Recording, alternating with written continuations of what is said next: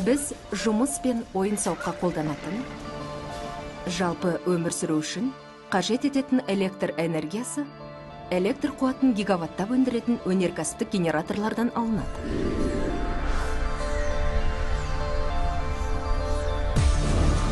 Бұл үлкен айналмалы шулы машиналар 1835 жылы ашылған қарапайым жаңалықтың арқасында жұмыс істейді.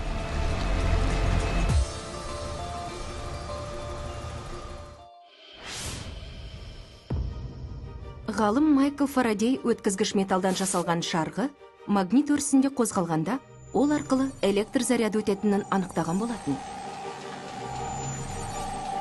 Кинетикалық энергия электр тоғына айналады.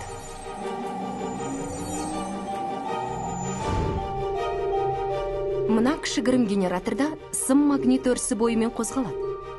Ол электр тоғының контур бойымен өтуіне әсер етіп, жарық береді. Тоқ өндірілгенде, біз оны өткізгіш ішінде индукцияланды деп айтамыз. Тоқ тұйықталған контур болған жағдайда ғана индукцияланады. Катушка жылдамдығын, ондағы орам санын немесе магнит өрісінің кернеуін өзгерту индукцияланған тоқ деңгейіне әсер етеді.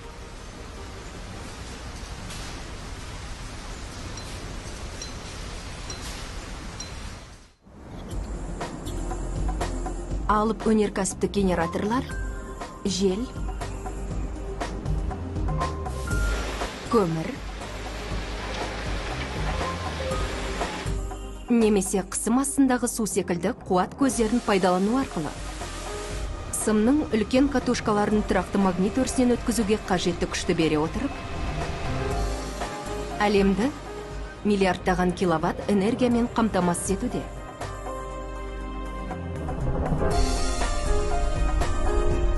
Магнит өрісінің ішінде қозғалатын өткізгіш металдың қарапайым комбинациясы қазіргі қоғамымыздың қозғалтқышы болып табылады.